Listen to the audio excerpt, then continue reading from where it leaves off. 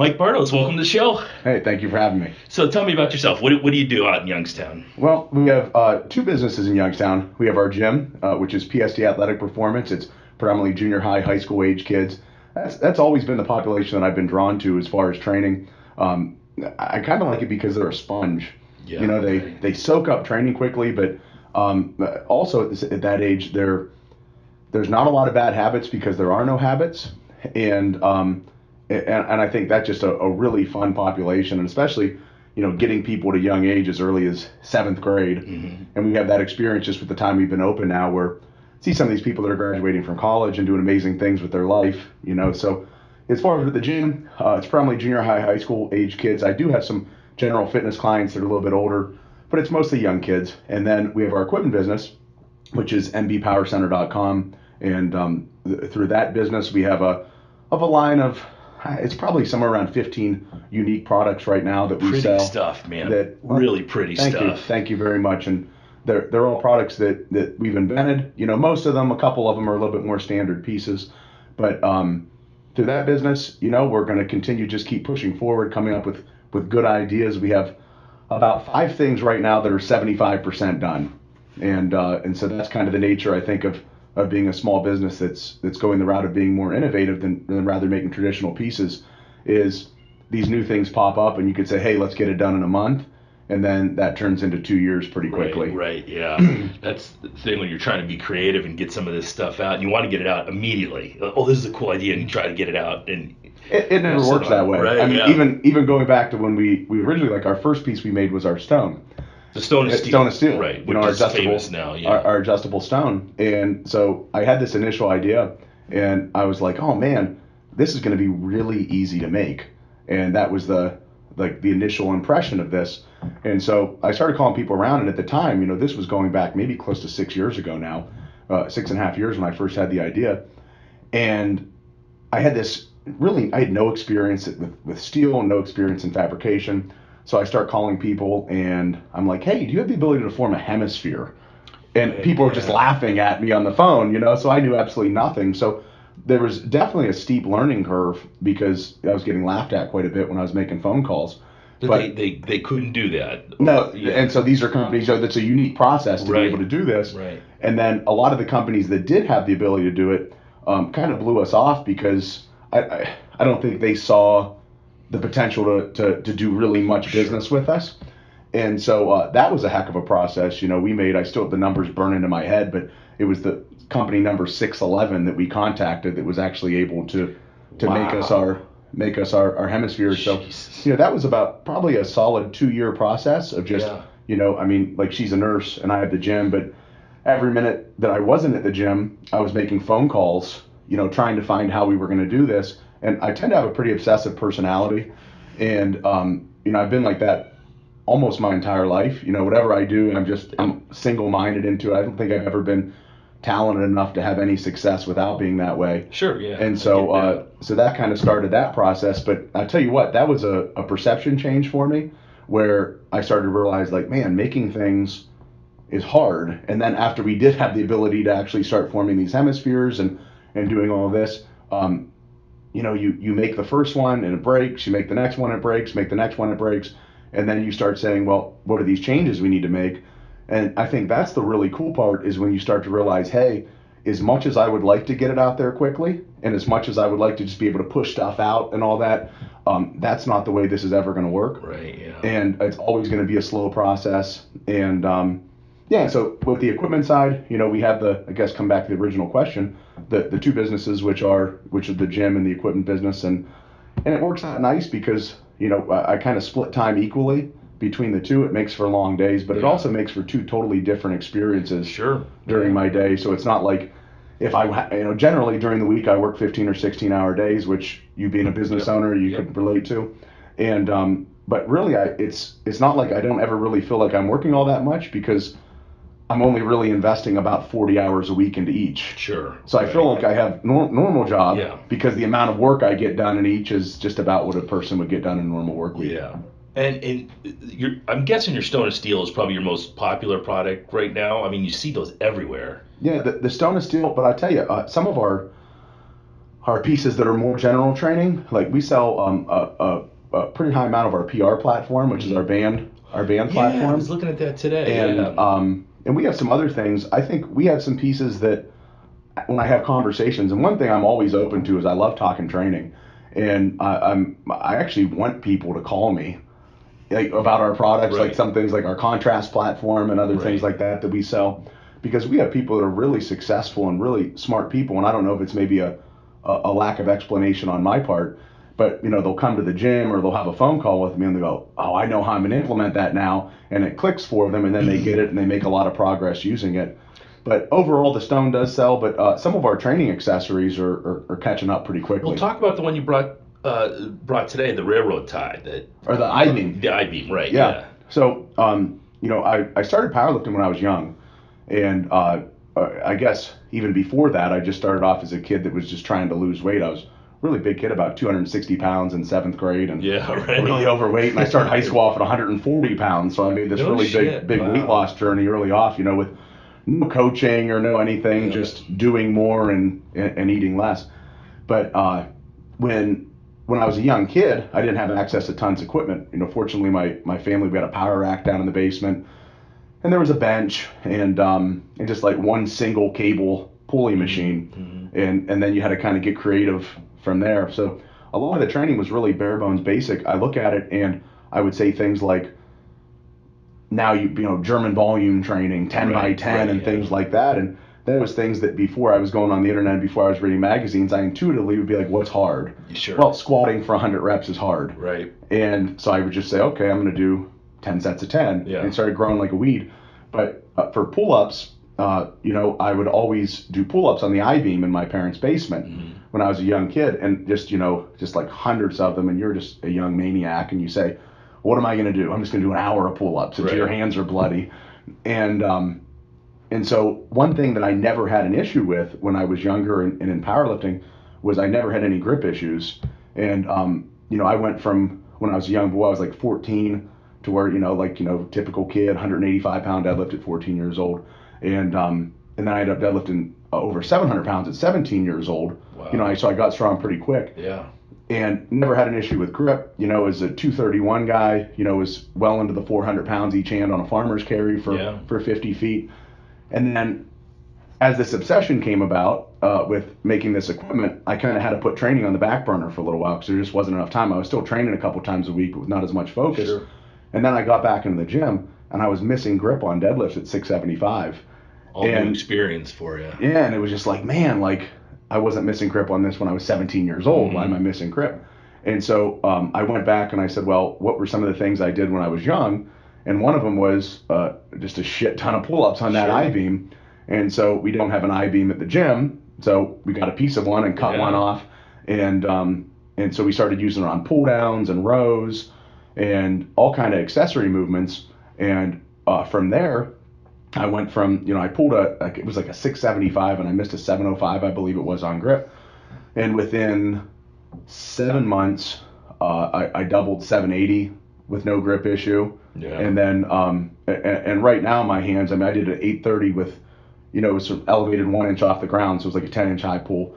I did an 830 with a 10 count hold at the end, with absolutely no issues. Jeez. And so that's been a tool for me that's helped out tremendously, and people at our gym as well. The kids that come in really grip dominant sports, like where, you're in wrestling and football, and you're going to be hand to hand. It's a nice training aid. Yeah, I'm looking forward to playing with it. It is a cool piece of equipment, and it's something I'm definitely going to be playing with here in the future. Tell me about the athletes you're working with. The junior high and high school athletes, it is a great population to work with because I've worked with those guys over the years. And do you have problems with how long have you been doing it, with working with that population? 2011 is when I opened my gym, but I was fortunate. I fell into a really nice situation when I was in college. I began working as a strength coach at a high school, and so I started working with the sports teams there, and that's really where on the coaching side the learning started to begin. Sure. And I look back and I go, man, I was doing a lot of stuff wrong. Oh, right. But that's but that was 2007, It was 2007. So I started working with them in like '96, and I just noticed a drop off in the amount of kids that come in, and because most of my clients are 20s and up, mhm. but not just the amount of kids come in, but the quality of kid right off the bat who's coming in. You Mhm. know?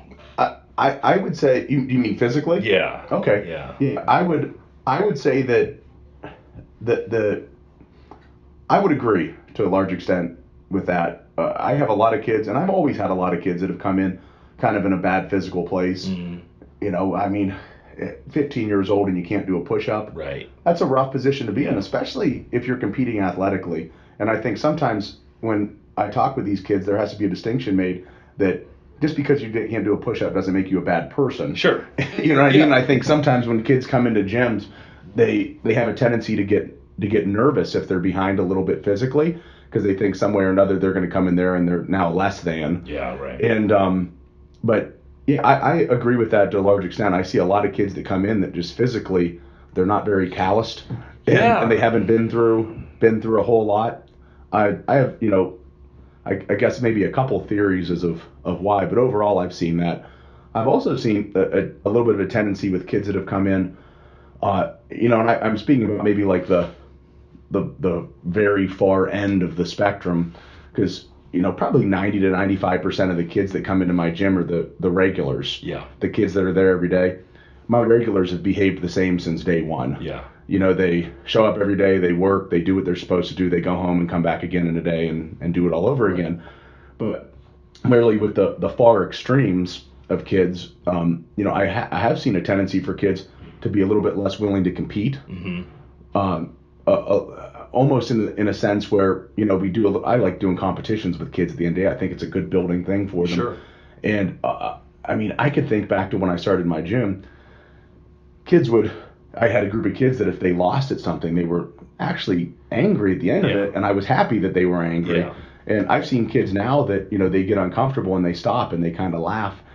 And that's always a situation where you need to sit down and have a conversation, because that's setting up a bad chain of events for the rest of life. Yeah, absolutely. Mhm. Yeah, it's disturbing to me, and to see the drop off. We used to get kids in that just wanted to train, and we would get 20 new kids a year who would fill in that blank. And I have a lot of those kids now who are in their 20s and 30s who are still with me. But what I'm getting now is the soccer player who can't do a lunge or an air squat. And I'm thinking to myself, and they're telling me that they're in their school strength training program, and it just amazes me that there's nothing going on. I don't know what kind of strength training they're doing with them. Do you get any blowback from the local coaches? We've had interesting experience with local coaches. I've had some coaches that have actually encouraged Mm-hmm. their players. They've seen the benefits that a lot of these kids have gotten from coming from the gym. So I've had that experience. I've had some local coaches that have actually said that the kids aren't allowed to come to my gym. Yeah, that's what I've gotten And too. Yeah. and that's an interesting thing to me, because I look at it like this person's a child, Mm-hmm. and if there's an opportunity for them to do something to make themselves better, why not? Yeah, right. And then also at the same time, if a coach is telling a kid you can't do this particular thing on your own free time, Yeah. In the off season. in the off season, I think that starts crossing a boundary of like Yeah. how much control really do you have of this kid's life? I have conversations with kids and parents, and like you said, I've had some coaches that were more than happy to have their kids out here, but then others will just outright ban their kids from coming in, and I'll talk to the kid and the parent once the kid is in the program, and I'll say, look, don't wear a blind dog shirt to school. Don't advertise what you're doing. Don't thank me in the newspaper. Just train. Just get your training in. Don't make a big scene about it. And, you're fine. You're going to improve. You're going to get better. You're going to get stronger. But, don't give them any reason to get on your case or talk down about the gym or about your experience out here. Just do your work in silence and keep moving. And that seems to be the best way to go about doing it with them, because you don't want to blow... You don't want that blowback on the kid for every time he goes in there with a blind dog shirt on, a coach gets on his ass. I think that, but I also think there's another positive aspect to that. I think the job of the coach is to make the athlete better, not to gain attention for Absolutely, himself. right, yeah. And that's why at my gym, we don't I don't even have T-shirts. Yeah. We don't have rubber wristbands with our gym Right. name on it or anything like that, because I want the kid to come to the gym and have a good experience. We don't even have a sign up on our gym right now. Yeah. It's just I want the kid to come and have a really good experience. And I think if you're coaching correctly, and there's different ways of going about things, and I understand that in the private sector it's a business. Mm-hmm. You have to be able to earn an income, because even if you do it with the most genuine intention possible, what happens is if the income stops, your ability to help stops. Absolutely. And yeah. so even if it's coming from a totally genuine place, there has to be some marketing and all that. But I think word of mouth marketing is, and I think you would probably agree, Yeah. more important than anything. But I could see your perspective with the kids in the schools, not even wearing your shirt. But I also think that's a pretty sad place for It is. It's for tough, a coach for a coach to be in. But yeah, and I think kids. One thing I've noticed is kids talk, Mm-hmm. and I mean, I have kids that if they come to the gym and they're a football lineman, play left tackle, and they're 6'3" and weigh 220 pounds, and they're this gangly person. Yeah. And now they're walking around school 2 years later and they're 265 and look great and bench 315 for a set of 5. I think people are going to be asking them what they're doing. And generally with kids, I found the kids that are the regulars that do put that type of commitment in, they start bringing kids, and when they bring kids, they bring in people that are very similar to them, Mm-hmm. which is obviously a good thing.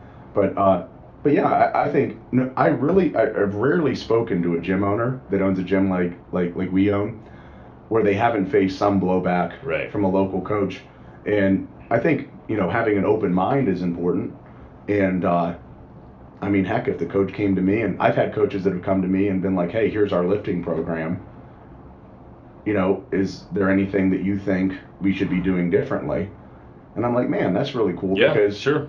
I would hope that if they thought there was something that I could be doing differently, like they're always open to tell me Yeah, too. right. Yeah. And that just keeps a nice open experience. But I have some communities, on the other hand, that encourage their kids, which is a nice thing. I think you get that sometimes with your volleyball coaches or your soccer coaches, that kind of stuff. The football coaches seem to be the guys that are like, I lifted when I was in high school and I know what I'm doing kind of thing. But I just got, matter of fact, just talk about that. I just got a text message from a local soccer coach who wants me to do that for him. Just look at his program, tell him what he's doing wrong. And, I'm not going to get any business out of that, but it's going to take me 20 minutes out of my life to help this guy out. So why not do it? And if there's 20 kids on their team that end up improving from it, sure, you had your hand in it, and that's a good thing. It'll be nice. But what kind of training are you doing with them? Are you using a lot of the Strongman equipment with them? Is it that all depends. Mm-hmm. I mean, it depends on level of preparedness and their age and whatnot. I'm seeing a lot of the kids, especially in that age range from, say, 7th grade up until 10th, and you touched on this earlier with, the kids coming to the gym lacking preparedness. When they come to the gym, they don't have the strength or stability to do things like put a yoke on their back and walk with it. They don't have the strength and stability and the actual control of their body to do a squat or do a deadlift. So with a lot of these kids that are coming to the gym initially, we're doing a lot of body weight exercises, a lot of sled exercises, building a good foundation, getting them ready to train. And then after that, I really have to look at, time as an issue with me, because a lot of these kids are playing multiple sports. Mm-hmm. They have a million things going on, and then the factor they don't drive cars. Right. Because they're not 16 years old. And sometimes I think that's one of the easier things about training an adult client is they have a little bit more set schedule, where if you're 24 years old and single and don't have a kid, like if you need to be at the gym at this time, you're always going to be there. Yeah. But with kids, if their parents have 4 children, what's going to happen is the daughter going to get taken to her school event, mm-hmm. and the son's going to come to the gym. You have to choose. Yeah. And so with the young kids coming in, it all depends. When I start incorporating more strongman type training into their training would be when they start becoming further into that intermediate mm-hmm. stage. They've shown their ability to actually display strength in good positions with the barbell. And then the more advanced kids, with my college age boys, we do a lot of farmers carries, a lot of yoke walks, and a lot of that kind of stuff.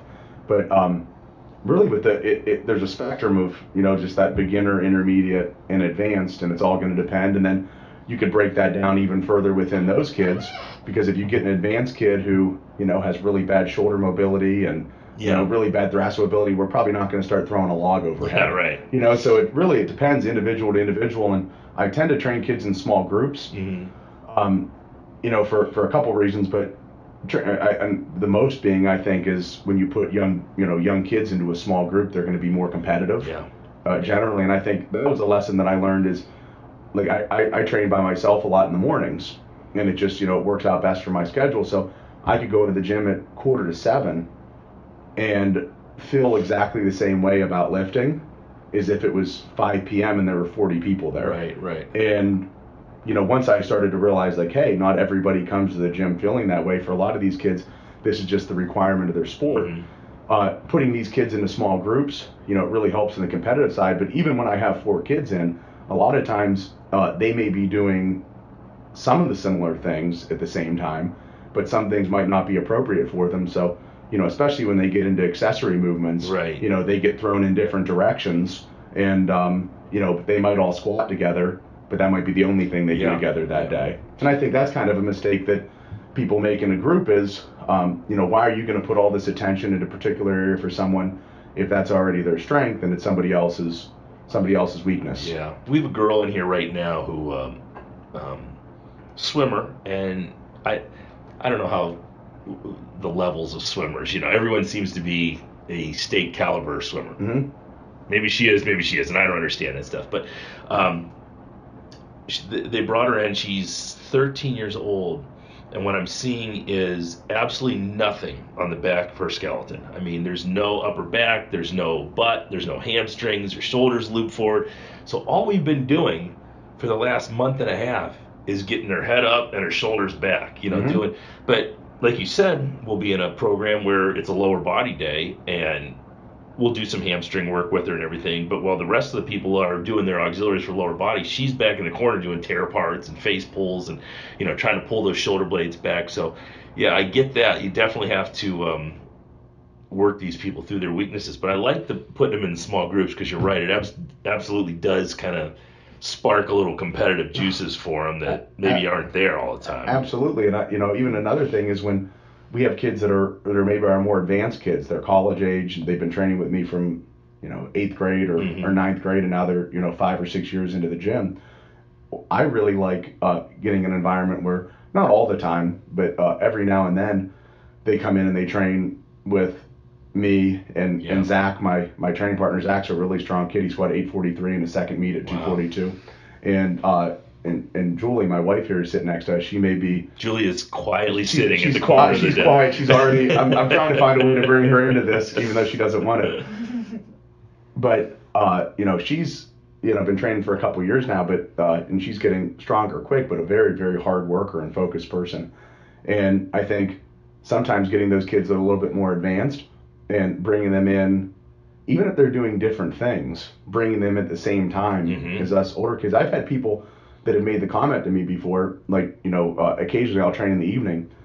And so, like I said, Zach that trains with us is a really strong kid, and there's only 3 of us right now. We had a really strong crew of powerlifters, but like a lot of times in strength sports, people, they burn out pretty quick. And rise and fade. I tell you what, I mean, it's amazing. And we had at one time at the gym, we had a kid that was 198 that went 780, 410, 780 at 198. He'd only been powerlifting for 2 years. Yeah. And I look at, some of these numbers right now, like the U.S. Open, and he quit powerlifting 4 years ago. And I think, man, if he would have stayed on course, he would have been really one of the. You see that a lot, though, right? With these guys that skyrocket to the top in 2 years, and then they're gone. It's like a puff of smoke, Yeah, I think with his particular situation, it was he never took the time to really build good technique. And I would always have the conversation with him, like, after this meet's done, we should really sit down and tear apart what we're doing, because you're eventually going to reach a point where you create a ceiling for yourself, because no matter how much stronger you get, more strength can end up in that barbell just because of the positions you're in. Or you're going to get hurt really bad. And in his case, he had such severe hip pain that, he would squat heavy and he would limp around for 6 days. Yeah. And then have to just, day number 7, strap it back up and do it all over again. But I think, I really, the older I get in this and the more I'm doing it, am a really big fan of slow progress. Mm-hmm. I really am, just a couple pounds at a time. And I agree with you 100%. I think even psychologically, when a lot of people burn out, it's because they put so much pressure and so much stress on themselves. And really, at the end of the day, you're lifting weights. Right. I mean, you're exercising. Yeah, I mean, it's a big part of our lives. It really is a big part of our lives. And I would be lying to you if I told you that if I go to the gym and hit a PR on something, it doesn't make me feel good the rest of the day. But at the same time, you have to remember you're lifting weights. And I think when these people, they put so much pressure on themselves that, I think their whole identity rides on it. Yeah, it gets wrapped up in that. It really does. It's one of those things, you can only sustain that for so long. I don't think that's necessarily a bad mentality to have, like 6 weeks out from a meet. Mm-hmm. But I think if you do that for 52 weeks for 5 years, I don't think anybody could really. Yeah.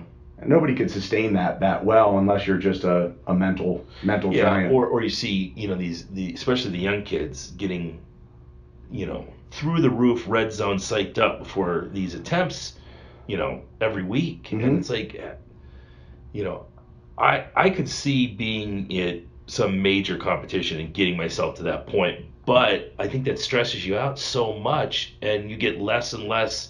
You have diminishing return from constantly getting yourself to that red zone, and then when you get to the point where you really need that, it's not there anymore. Yeah. And you're all stressed out all week long, and if you do make it, I would never want to get into that red zone and then miss the lift. Yeah. What do you have for next time? Right. Yeah. Yeah. Absolute blow to the confidence.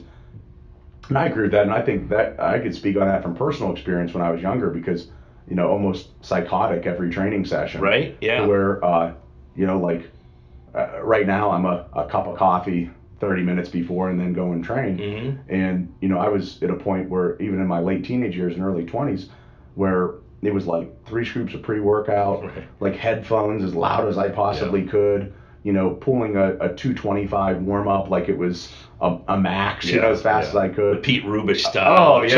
Every weight looks like you're trying to kill it. And, and I think, going into a warm up lift, where you're technically in a good position and you're really focusing, like you shouldn't half-ass your warm ups, but, you don't have to kill your warm ups. Yeah. And, I think that's a big reason people burn out. But, it really is. It's sometimes it's fast up, fast down. And a few people have been able to go fast up and stay up there. Yeah. But that's a rare thing. Yeah, it is. And, how old a man are you? 30. 30? Years Okay, old. so I'm 44. And I found that just bumping it up 5 pounds here and there, Mm-hmm. Is the way to go for me at least. And I have a training partner too who, when he first came into the gym, we talked about it on the podcast last week that, he's 26. He was bummed out that he was not hitting these 30-pound PRs every week. And I'm like, just bump it up a little bit and you'll train like this till you're 50, Mm-hmm. There's no need to kill yourself now, and it seems to work pretty well for us and keep you from stressing yourself out too much. And Mm-hmm. I think if you're hitting 30-pound PRs this late into a training lifespan, you're probably doing something wrong. You're not training efficiently. Yeah, and I think that now if you use, I know we spoke earlier, but when you use more of a conjugate approach. Mm-hmm. You're attempting to hit heavier weights every week, once a week, for the upper body, once a week for the lower body, but there's such a large variety of exercises. Huge, and we'll throw whole different, anything to make it different. That's sometimes you're doing a lift that you've never done before, so you don't even know what you're capable of. And so I think that's one of the dangers of training heavy week in, week out only on competition lifts, is that, one, it's impossible to get significantly stronger in a week. Now, you might be able to display strength better from 1 week to the next because, less stress or just better nutrition or better sleep or anything like that. But to think that that's going to be sustainable for a long period of time, the way that for us, the crew that I train with, the way that we set our training up is, it's a concurrent approach where we, say for the lower body, we're training on Mondays and Fridays. And so we rotate between 3 different days. Mm-hmm. The first Monday would be the highest intensity squat with a deadlift secondary movement. It's never the deadlift in that period of time, but usually a good morning or a heavy back raise. So that would be the highest intensity work would be done on Monday. On Friday would be the highest volume work, and that's always a builder. Like we like a lot of like pause squats and really challenging exercises. So the volume's going to go up, intensity's going to come down a good bit. And the same deal, we're still going to do a secondary deadlift there, but it's never going to be a deadlift. And then that third week, it was more of or that third workout rolling into the following Monday. So it'd be Monday, Friday, Monday. Mm-hmm. We would, it used to be more of a traditional speed day, but the stronger that we've gotten, it turns into one of two things. It turns more of what I would just call an intermediate day, where it's more just clock punching type, smooth work. Or for, like Zach's really strong, Zach wanted to, he could handle 800 plus pounds in the squat pretty much any day that he trained. For him, a lot of times he just totally deloads from the barbell. So he comes in and he does, reverse hypers and maybe some light belt squats. But the purpose is, so we'll start off, we'll have that highest intensity work. The next workout is going to be the highest volume, and then we're going to go into more of that intermediate or total recovery day on the third day based on how we feel. And that's going to allow our body to recover and allow us to adapt. And then that following Friday is going to be our heaviest deadlifts. Right. And so it's going to be our high intensity deadlift. And then that same pattern is going to continue. That following Monday would be the highest volume deadlifts. And then the following workout would be an intermediate day or sometimes a total deload from the barbell depending on how we're feeling. Now that's going to occupy 3 weeks. Right. And so the only time we're actually doing a squat or a deadlift is, one time each in a 3-week period. Yeah. And coming back into that, it's never all out. Okay, so if we set training up over 15 weeks, we can get through that type of wave 3 times or 5 times, every 3 weeks. So all of those exercises on those particular days are kept the entire time. The loading will change, but we keep it linear the entire time. So every third week when we come back to say a volume day, it's the same volume exercise, but it just happened 3 weeks ago, and we're either going to drop reps and add some weight or add reps, but there's some type of linear progression that's going to be going on. And what that's really allowed for us to do is 2 things. One, it's allowed us to gauge our progress really well, because if it's been 3 weeks since we squatted heavy with a bar, and the last time we did a high intensity squat workout, we did 5 doubles, say for Zach, 5 doubles at 805 pounds. If we come back in 3 weeks, and his sleep has been good, and his nutrition's been good, and his stress at work has been manageable, then he's going to get into a position where he should be able to display more strength. It might be a fluke, but if we run through 3 more weeks, and then he does another high-intensity squat workout and he's not making progress, then it gives us time to start to dissect and say, well, hey, maybe those volume days, those intermediate days that are supposed to be our builders, maybe those aren't working. And so for us, it really getting away from week in, week out banging just on a movement. It takes the stress away from it. And it's also helped us, stay fairly healthy just because we're not falling into that pattern of just doing the same things over and over again. And I think if you're built really well for an exercise, like you're just a pooler. Right. It's just what you are. I think, it's tendency you can handle more total deadlift work because it takes less of a strain on you. But if you're really not built that excellent for anything, I think getting away from things, building what you need, and then coming back to see if it works is a good approach. Yeah, and I like it's interesting that you're looking at it not in a weekly basis. You're looking at it over, you're spreading these workouts over more like a 3-week. Instead of on Monday we always do this, and on Tuesday we always do this. And it's interesting you said that about deadlifting, because I could literally deadlift every day and be fine and recover. But it takes me forever to recover from a squat workout. That's just the way I'm built. I can't do it. You see that a lot with people, and then it seems to be, and I'm guilty of it as anybody. I'm good at deadlifting. I want to deadlift more. And just do it so often. And got to rein those people in sometimes when they come into your gym. Absolutely. I think enthusiasm is a good thing, but enthusiasm with a little bit of reason on top goes a long way. And I'm such an asshole to myself as it is, because instead of doing that deadlift workout, I'll go force myself to squat, and it's just like, oh God, I don't want to do this, but you just make yourself do it over and over and over again for 30 years, and I think that's how you get stronger. Absolutely. It's even in regards to the people being built different ways for things, and the stress. I think when you are built really well for an exercise, there's a couple things to take into account. You might be able to do that exercise more often. So, frequency may allow you to train a little bit more often, but at the same time, I found the people that are built really well for an exercise need less overall supplemental and assistant volume for that exercise. I mean, some of the stronger guys I've had at the gym over the years, we had a guy that was benching 550 pounds for a triple when he was 22 years old.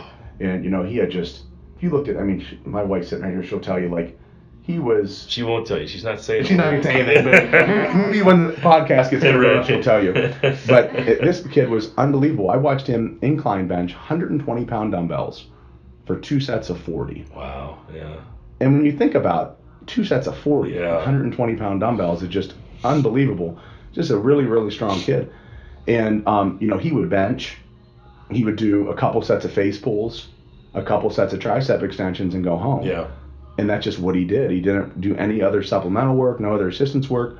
And it was because, his back was like, honestly, it looked like if the average person looked at him from behind, they probably thought they had something wrong with him. Yeah, right. He was just that thick in his traps and his rear delts. He's just a big person. And so, he needed less overall work, but he was also able, he trained a little differently than the way you set things up now, but he could bench 4 times a week and be fine. Yeah. If I bench 4 times a week, I would definitely tear my pec off. There's just the way it is. I'm sore for a week after I bench. Yeah. Mm-hmm.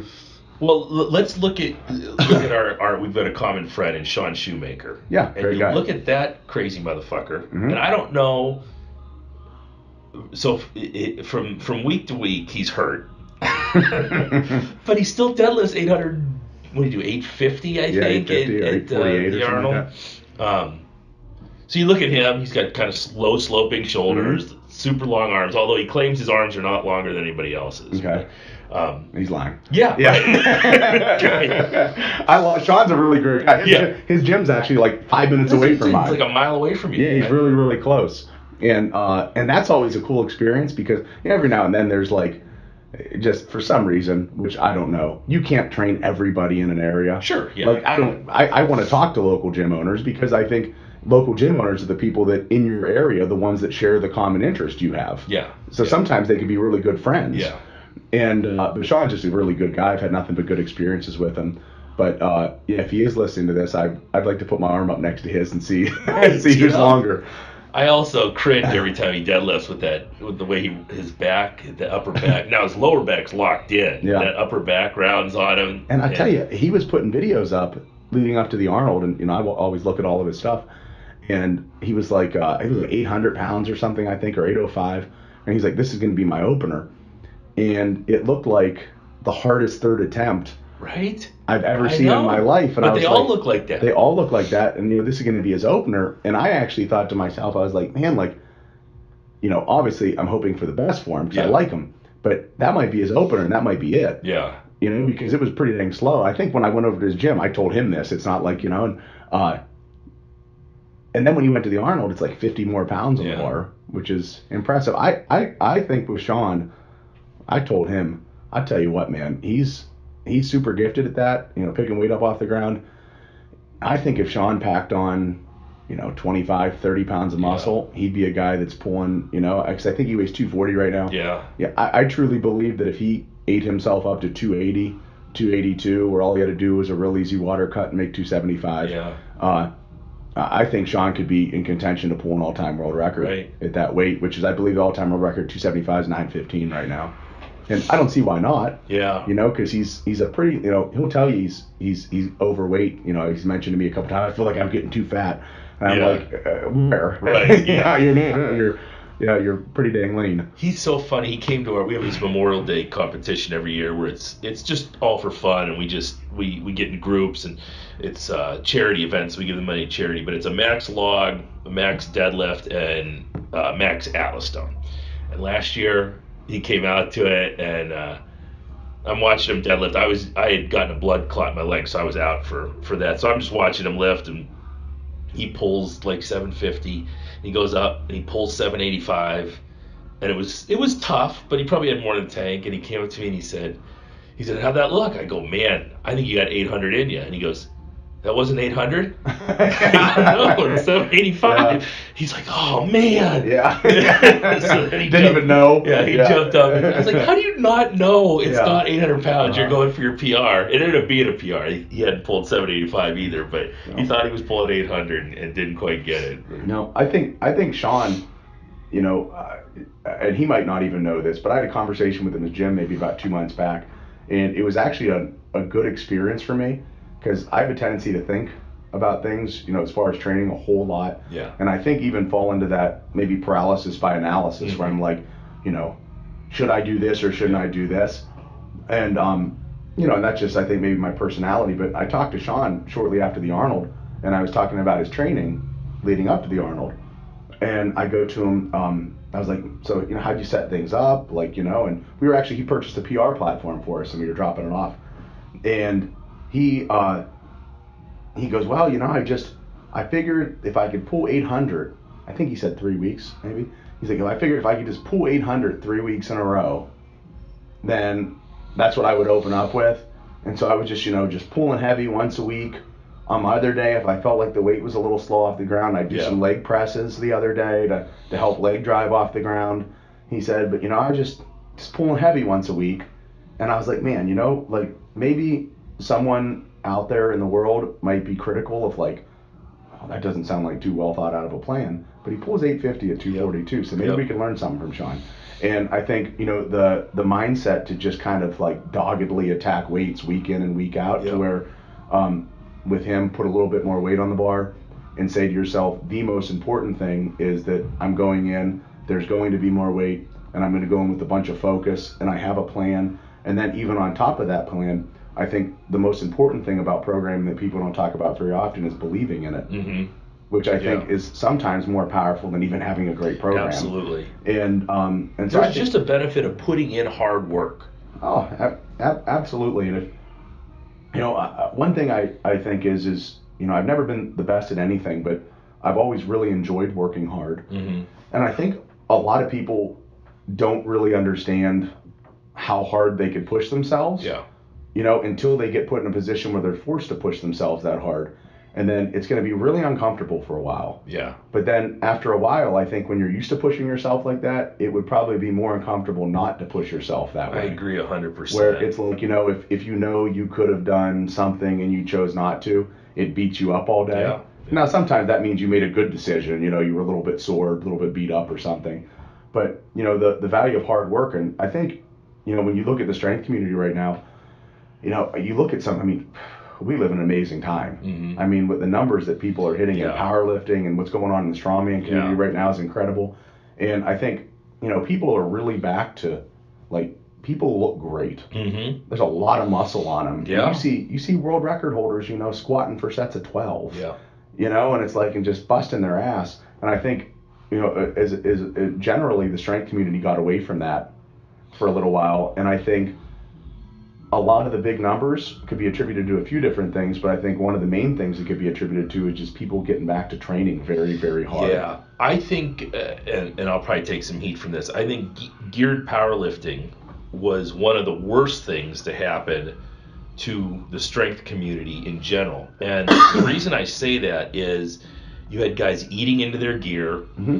I remember seeing, and I certainly wouldn't mention his name because he's a very nice guy, but I saw this guy who was a 1,000-pound squatter one time, and I saw him in person, and I looked at this guy and I thought, there's no way in hell I'd want to look like this guy. I mean, he looks horrible. He looks like a big fat truck driver, you know? And when you took that geared powerlifting away, when geared powerlifting started to fall off, and you started to see guys like Dan Green and like Pete Rubbish and all these guys, and they were jacked and they weren't relying on gear. You know, they were having to actually do a lot of bodybuilding work to get those tendons and ligaments, and they were lean.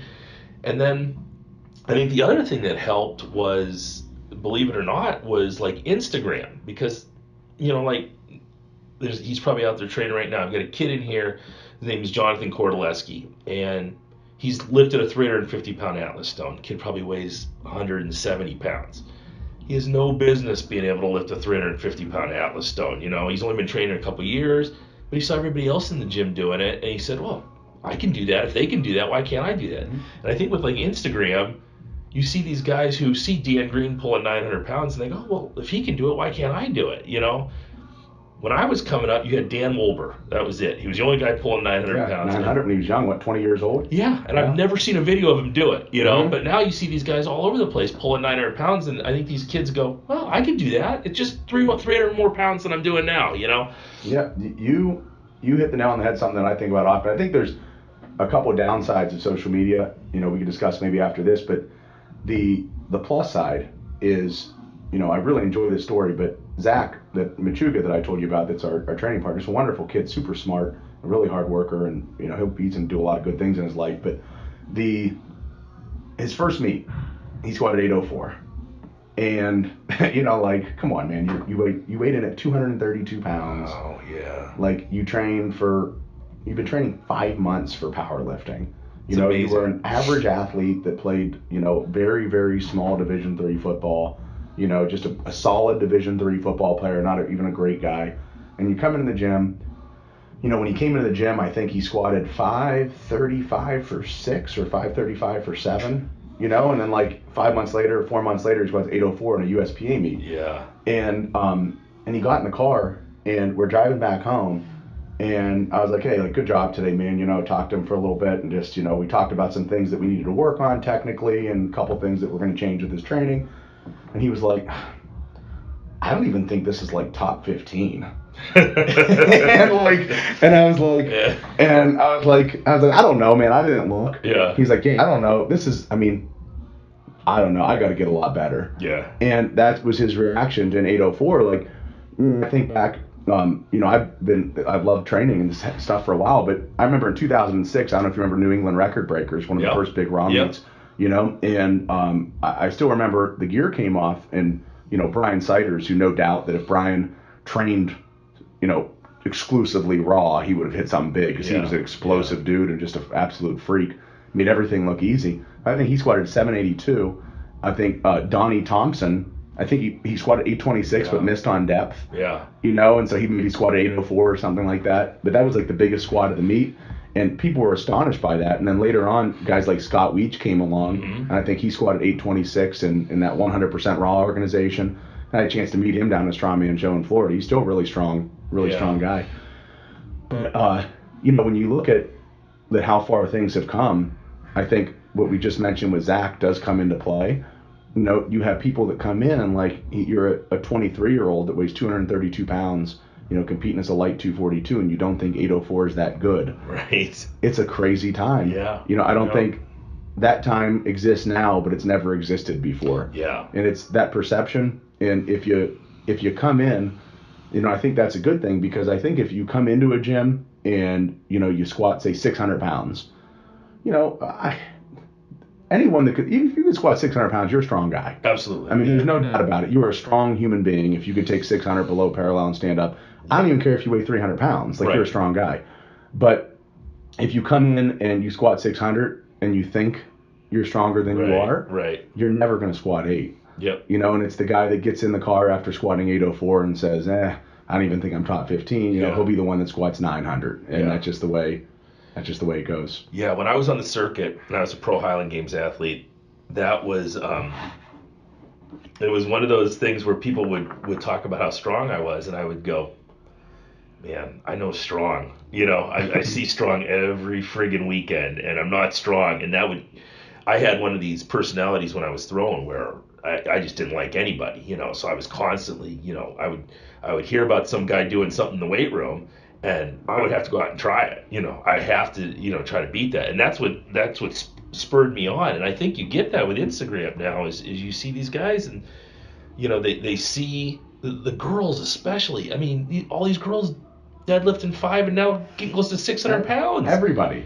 Yeah. I mean, not everybody, but it seems like everybody. Right. It changed your perception, or you know, you go on and you look around, and there's lifters out there, like, there's 275-pound guys that are pulling like 920 single ply. Yep. And, you know, a real strong kid, we watched him deadlift at the Olympia Expo last year, named Sean Green. And I followed some of his stuff on Instagram recently, but, like, you see this, and, like, this guy should have 1 million people following. Right. Like, there should be 1 million people following. He's pulled 920 at 275. Yeah. Like, 1 million people should want to know why. And you go on his Instagram, he has like 2,000 people that Right. follow him, and you're like, why? Like, he's the best in the world at what he's doing right now. Yeah. And it really is. It's a crazy perception change, but I think that's why a lot of these young people are so dang strong, because when they got in at 18 years old, 17 years old, 800 wasn't anything. Yeah. And so they're just blowing through things, and then that makes you really question mental barriers. Are people in other eras, even if it was an era that only ended 8 years ago, Right. or 7 years ago, were those people physically different? Not that much has changed. We haven't evolved. You know what I mean? Was it just the mental aspect and of not thinking that was an option? Yeah. I mean, at the time. take Kaz, take a 28-year-old Kaz and drop him in 2018. Who knows what he would have done? Especially with how competitive. Right. I mean, crazy. And you otherworldly know competitive. that it's possible to do it. I remember coming up in the pro highlight game circuit when I first started. A 36-foot heavyweight throw won world championships. So I was like, well, I got to get to that. So I worked and got to 36, and then a couple new guys came on the circuit. They took it up to 40. And then it was like, okay, well, we got to go up to 40 now. And then, by the time I ended my career, I was throwing 44, 45. But I got to see all these changes and all these, a 4-foot, 3-foot jump in these weight throws was huge.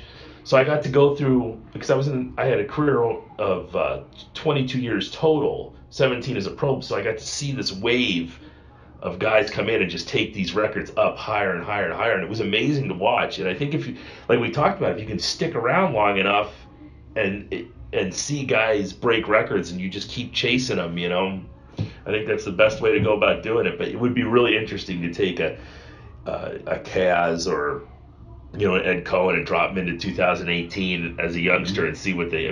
Oh, I may be misquoting slightly, but I remember a couple years ago at the Arnold Pro Strongman show. I'm in the exact situation. Who even the lifter was escapes my mind, but that somebody was deadlifting for a record, on the Hummer tire deadlift during the pro show. And Kaz was still announcing at the time, and so he was up on stage, and the person, I think they decided not to go for the 4th attempt world record because they're in contention to win the show, and there's a lot of money on the line, and it's a really big title. And the guy came over and asked Kaz, whoever the other announcer was, said, Bill, if the tables were turned and you were competing, would you have attempted it? And he goes, I would have doubled it. And it's like, you know what I mean? And that's his mindset, and there's no doubt that he probably would have, you know what I mean? And so you have that type of mentality, and I can't remember the lifter, I can't remember the weight, but I do remember that. Well, even back then they're in the Strongman. I remember watching Pure Strength from Huntley Castle, and they're loading a 280-pound stone. I've got girls in here who can almost do that. But back then those were the 3 strongest guys on the planet doing that. In World's Strongest Man, they used an 800-pound yoke. Right. Think about it. You go to a show where there's good 231s now, and these thin athletic guys that you look at them and you're like, they should probably be, playing outside linebacker somewhere. Yeah, right. They don't look like the prototypical, strongman with this big, huge, thick torso and everything. Right. And they put 800 pounds on their back and sprint with it like effortlessly. And it's just times have changed. Yeah. But I think every era has some good things in it, and every era has some bad things in it. Even when you were talking about the geared powerlifting era, from a training perspective, and the whole eating yourself into the suit and all that stuff, I think that could have been a little bit counterproductive at the time.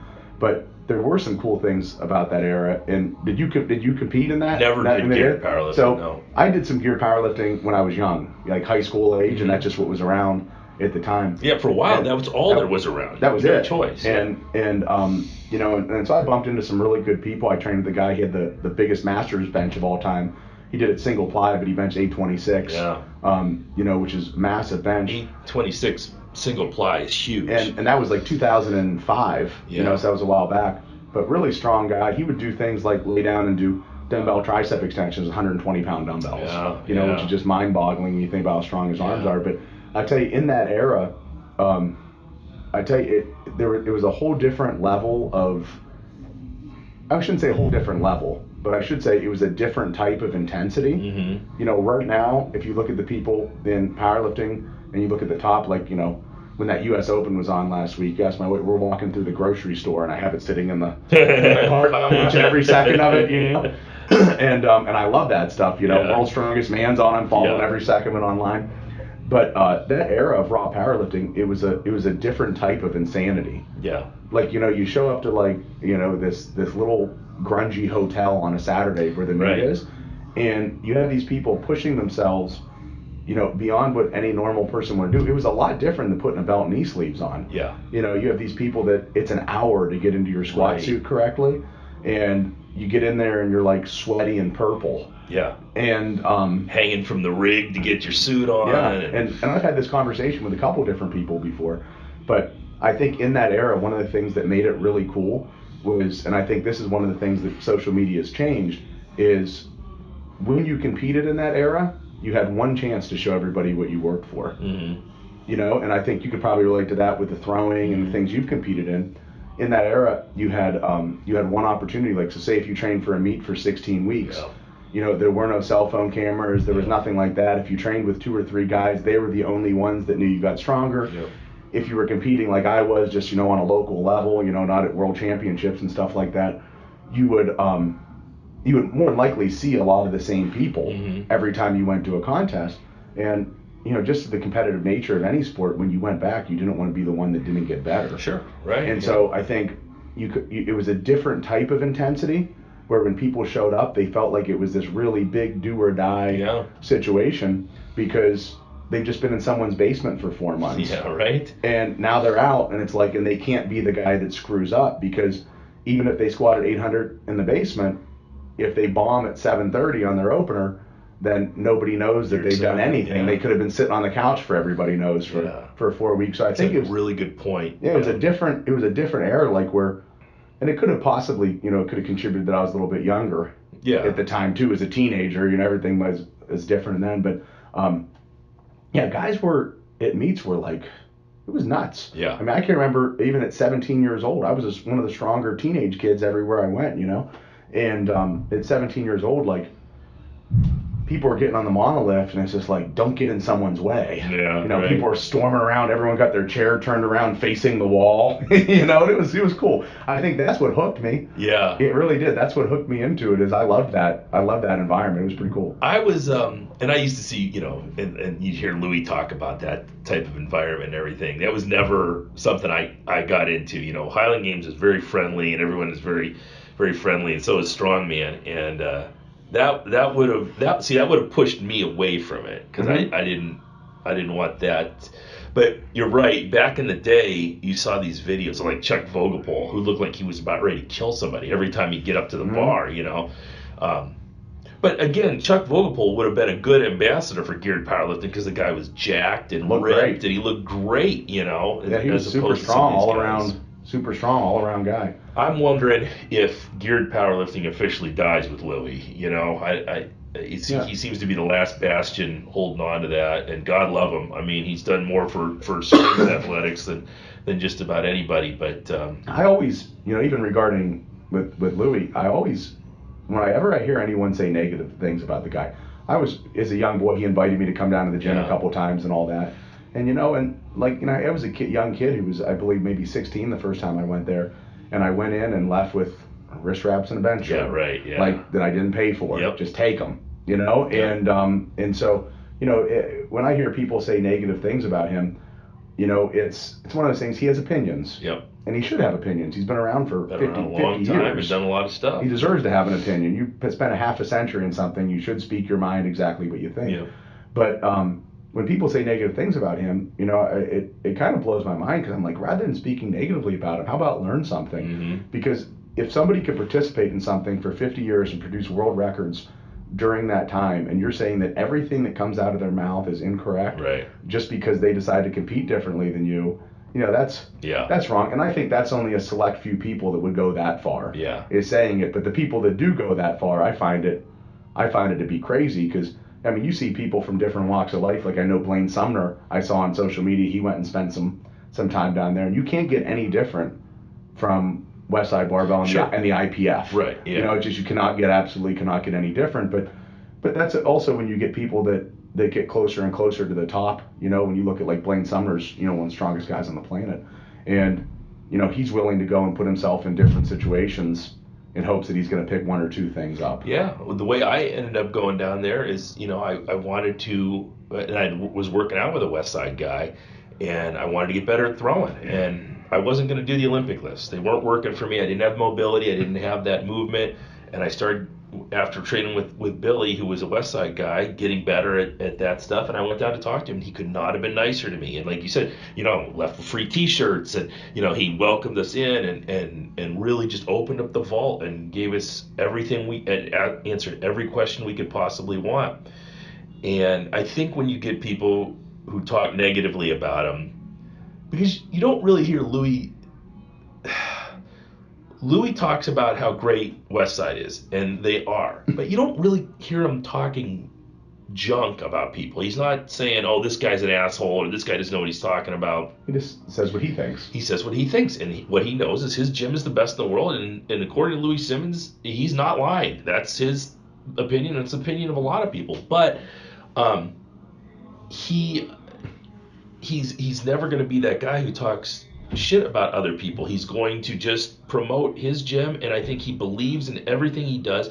And I think that people who talk negatively about him, a lot of that comes from a jealousy or lack of confidence in their own system. You know, when the Olympic weightlifting community flipped out over him writing that book. I remember he wrote that book. I guarantee they've never read the book, because I've got the book on my shelf. He doesn't talk about Olympic weightlifting technique at all. He says things like, you need to do this to strengthen your back so you can pull more. Or you need to do this to strengthen your legs to pull. These are not concepts that are, you know, out of this world weird. They're just things that will help you become a better weightlifter. And the Olympic weightlifting community in this country just flipped their lids. Mm-hmm. And I think it's because they're just not producing a lot of great people right now, you know? I think that's the risk you always take, though. And it's not even necessarily a risk. I think it's the guarantee you always have, is when you speak your mind, there's always going to be someone that disagrees, and there's always going to be someone that challenges you. And I think being able to make the distinction of someone challenging you and then, you know, just being blatantly disrespectful to somebody is two totally different things. I think if you get most people that disagree on a lot of stuff, you know, as pertaining to, say, strength training, if you put them in the same room and they have a conversation long enough, you know, there's probably going to be some similar things. There's probably going to be, you know, some form of progressive overload. Yeah. Whether you call it, you know, max effort day with a 5-pound PR, or whether you call it just block periodization, linear periodization, it doesn't matter. You know, there's probably going to be just a manageable amount of work that people can handle that changes for everybody based on their own recovery abilities and their stress and all that, you know, common nutrition things and all that. And if you kind of sift through everything else, you know, say if you have 3 successful programs and you have them all side by side, you know, start searching for the concepts and the principles within those. The commonality. Yeah, that are going to be common. You could learn a lot from everybody. And you know, I spent a long period of my life where, you know, I'm so dang busy right now. I try to read as much as I can, but I spent a long period of my life, probably from 14 to 24, you know, 14 to 23, somewhere around there, where, you know, I would read, you know, somewhere between 4 and 5 hours a day. You know, it'd be an hour in the morning, you know, hour when I had some time in the afternoon, go home and read for 2 hours before bed, and just was constantly consuming information. And I started a thing where I bought a book by a strength coach that he put a video up on YouTube saying that squats are dead. Okay, an athlete should never squat and everything like that. I think it might have been really smart marketing on his part, because I went out and bought his book. Right. You know, and I started like a once a month read that I would just call it my hate read. Right. Like I would read something once a month that I just totally disagreed with. And so I bought a couple of his books, maybe 4 or 5 of them off his website, thinking that it was going to just maybe like strengthen my own opinions without really agreeing to anything that he has to say. And I read the book and I was like, damn, this guy's really smart. Yeah. And if it's the same guy I'm thinking of, he's got a lot of good concepts. Yeah, there's a lot of good concepts, and most of what he says is, you know, it's if you don't have the mobility to squat properly, then you just shouldn't squat. That's- And that was like 90% of the argument, you Yeah. know? And, so there was some, and he's not saying that you should never. Right. He's saying that, you shouldn't use the squat as an ego building exercise, where you do 675 pounds, but you're only capable of squatting 495. Right. And, it's a lot of good points. So I think keeping an open mind in this is an interesting thing. And that's really when you get people that are good coaches, that have been in this for, 30 or 40 or 50 plus years. I really enjoy reading people and listening to people speak that have been around for a long time, because they carry a certain amount of wisdom with them that you can't have in 10 years, you can't have in 20 years. Yeah, that's something you see a lot nowadays is guys that are in their 20s, have been training for, 5 years, who are, kind of billing themselves as experts on Instagram, and you're strong, but you haven't failed enough. You haven't screwed up an athlete. You've got a good social media presence. Now, get in there and start working with some people and get better, and come talk to me in 10 years when you've done all those things. I think when you become an expert in something, and there's a lot of people that I look at and I consider them experts and I respect them, and even if I haven't met them in person, I consider them a mentor because I've read so much of their stuff that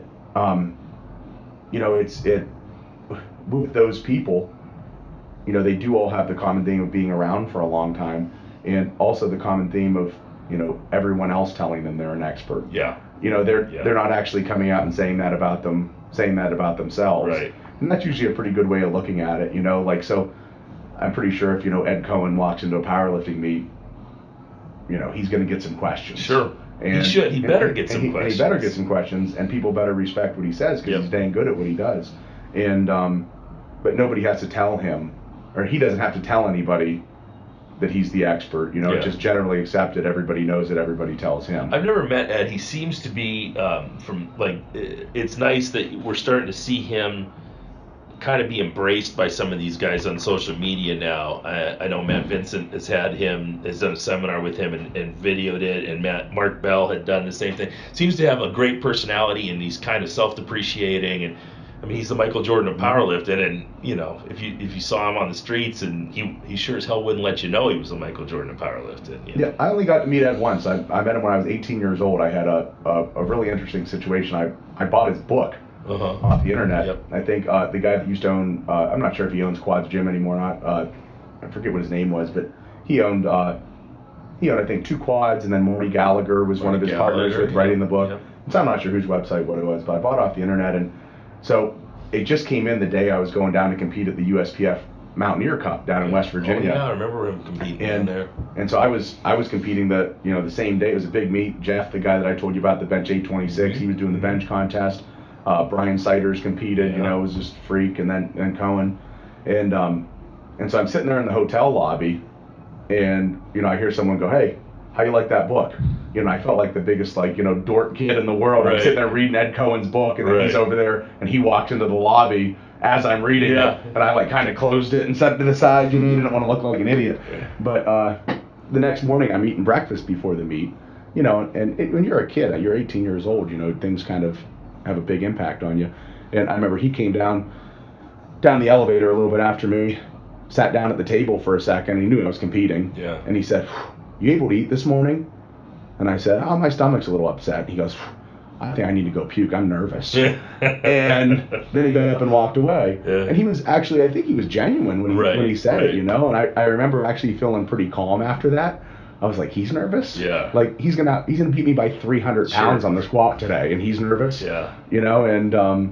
So it's, and you get people like that, it seemed like, and I don't know him, personally, but just through those small experiences, what you see on the internet, seems like a pretty level-headed, approachable person. Yeah, and for someone who's done all the things he's done, that's pretty amazing.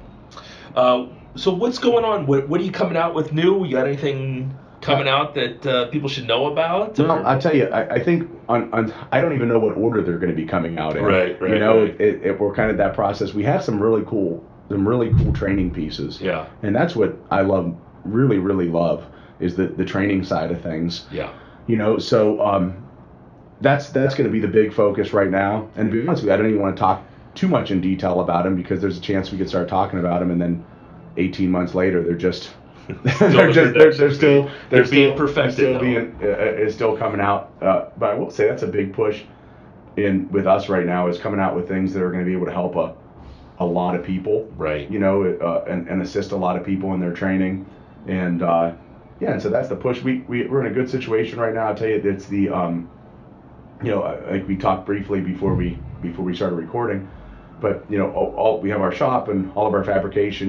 Just as of last fall, we brought everything into one facility, and we've been fortunate. Chris, that manages our shop, has been one of the biggest assets to our business. Yeah.